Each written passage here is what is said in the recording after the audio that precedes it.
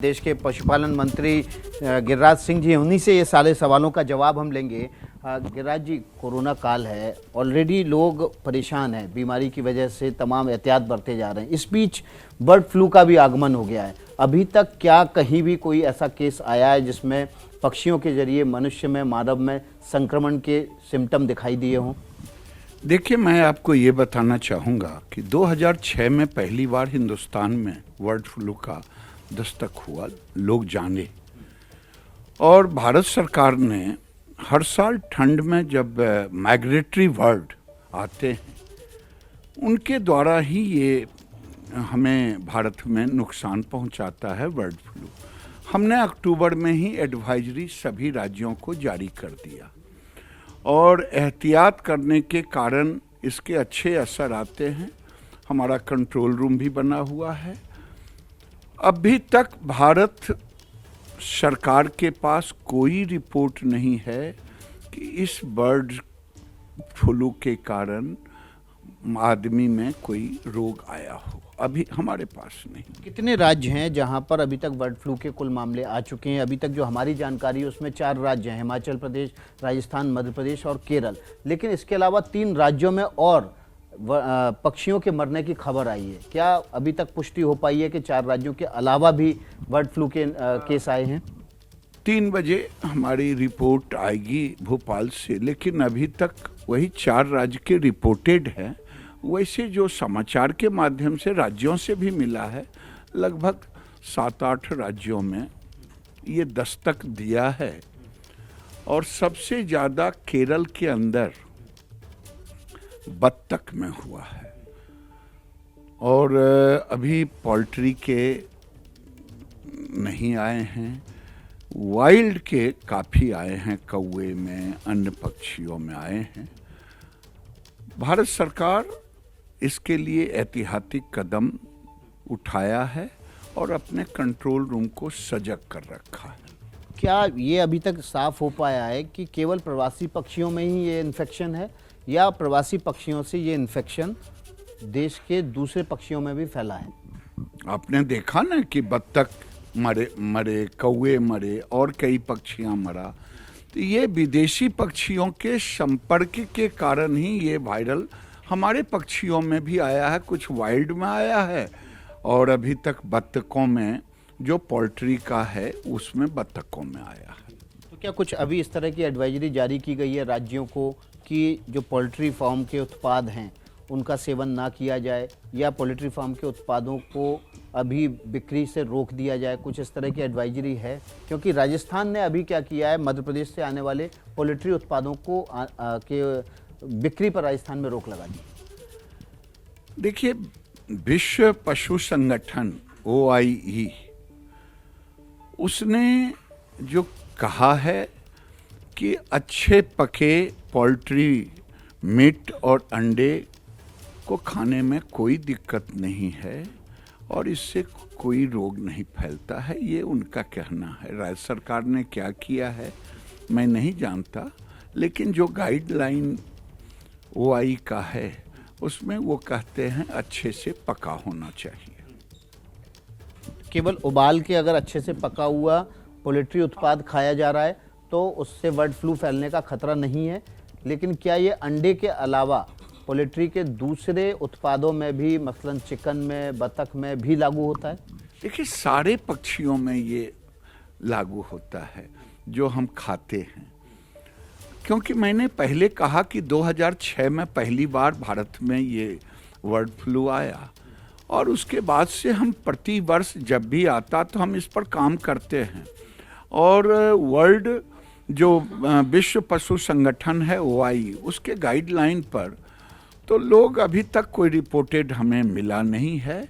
इसलिए मैं इस पर ये नहीं कहूँगा कि लोग ना खाएं, मैं तो कहता हूं कि अच्छे से पका के खाएं। अभी भोपाल लैब ने जो पुष्टि की है, जो वायरस मिला है अभी तक इन पक्षियों में, वो H5N8 है। और ये वायरस कितना फैटल है मनुष्य के लिए? विशेषज्ञ वैज्ञानिक इस बारे में कुछ बता पाए हैं ये? क्योंकि अभी तक मनुष्य में तो नहीं गया है, लेकिन क्या पहले कभी ऐसे मामले आए हैं? तो कितना फैटल है ये? देखिए, उस तकनीकी पर बहुत नहीं जाऊंगा, H5N8 जो भोपाल ने डिटेक्ट किया है वो 2-3 स्ट्रेन का है, लेकिन भारत के अंदर अभी H5N8 ही आया है। पहले भी इसी स्ट्रेन का था, एक आधा स्ट्रेन और डिटेल हम कंपेयर नहीं कर पाए हैं अभी। लेकिन अभी जो है उसके लिए विश्व पशु संगठन ने यही गाइडलाइन है कि पके हुए, अच्छे से पके हुए मीट अंडे खाने में कोई दिक्कत। जो बर्ड फ्लू का सबसे ज़्यादा फैटल वायरस होता है जो आमतौर पर पोल्ट्री उत्पादों में मिलता है वो H5N1 है। क्या अभी तक कोई भी मामला ऐसा रिपोर्ट हुआ है जिसमें H5N1 वायरस भी मिला हो? देखिए, अभी तक पोल्ट्री में निकल के नहीं आया है। अब हम सतत संपर्क में हैं। जैसे ही आएगा उसके गाइडलाइन है कि राज्य सरकार उसको कल करते हैं तो उसके लिए जो कंपनसेशन है, जो मुआवजा है, वो हम 20 रुपया से 90 रुपये तक वो मुआवजा हम देते हैं। अलग अलग स्टेज के बर्ड होते हैं। अभी जो स्थिति है उसको मंत्रालय किस तरह से आंकता है? ये बहुत प्रारंभिक स्थिति है या फिर ये आप स्थिति देखते हैं कि ये आगे जाके और ज़्यादा समस्या गंभीर हो सकती है? किस तरह से आकलन किया है कंट्रोल रूम ने इस पूरी समस्या का? अभी तो जब से ये राज्यों से सूचना और भोपाल लैब से सतत संपर्क में हैं और गाइडलाइन तो मैंने कहा कि अक्टूबर में जारी कर दिया हूँ, इसलिए राज्य भी सतर्क में हैं। अभी वाइल्ड पक्षियों में ज़्यादा निकल के आया है और केरल में बत्तख। अब जो आएंगे, जो उसके गाइडलाइन हैं उसके अनुसार राज्य काम करेंगे और हम उनको सारे गाइडलाइन दे रखा है। किस तरह के गाइडलाइन जारी किए गए हैं? अगर पक्षी मरते हैं तो उनका तो उनको दफनाने का गाइडलाइन होगा, लेकिन ऐसे इलाके में जहां पर इस तरह के माइग्रेटरी बर्ड या मरे हुए पक्षी पाए जाते हैं तो इस इलाके के लिए क्या गाइडलाइन जारी की गई है? राज्य सरकार एहतियात लेते हैं, उसके लिए बाकायदे प्रोटोकॉल बना हुआ है और राज्य सरकार उस प्रोटोकॉल के तहत, आप देख रहे होंगे आप ही के चैनल पर कई, कि उसको कलेक्ट करके उसको दफनाते हैं और लैब में उसके टेस्ट करते हैं, उसके बाद दफनाते हैं। जो पोल्ट्री है उसको भी दफनाते हैं। और कल करने के लिए भारत सरकार ने और राज्य सरकार मिल कर के एक कीमत रखा है किसानों के लिए और इन लोगों के लिए, वो हम देते हैं। डिफरेंट स्टेज के होते हैं, चाहे गनी फॉल हो, चाहे जो भी पक्षी हों, वो उसके लिए हम कीमत देते हैं, उनको कंपनसेशन।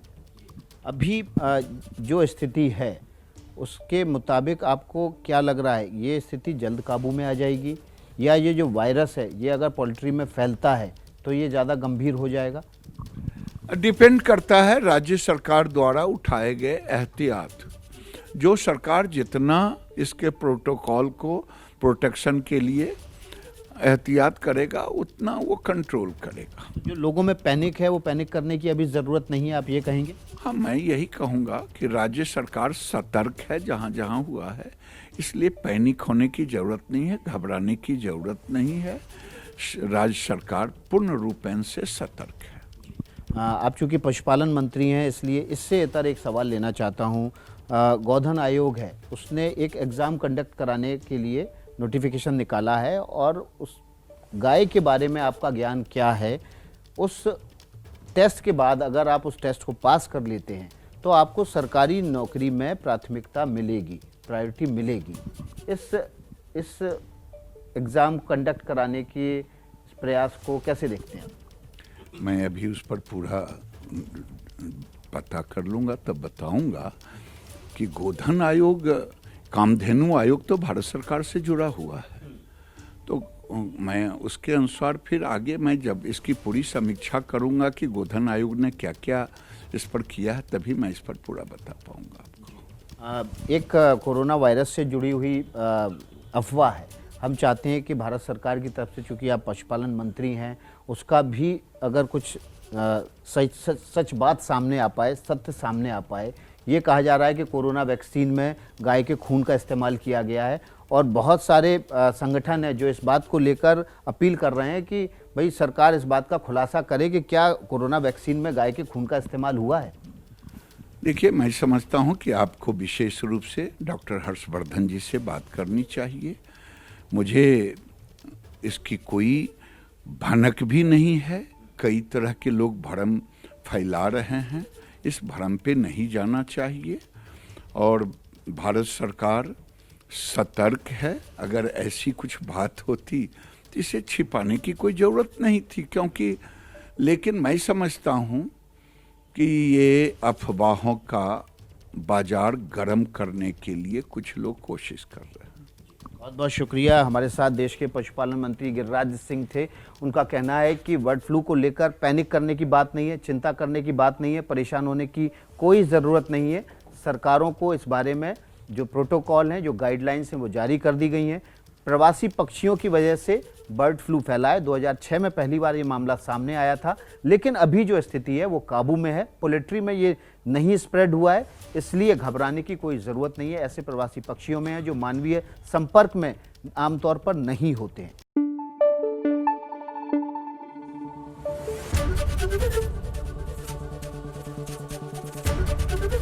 एबीपी न्यूज आपको रखे आगे।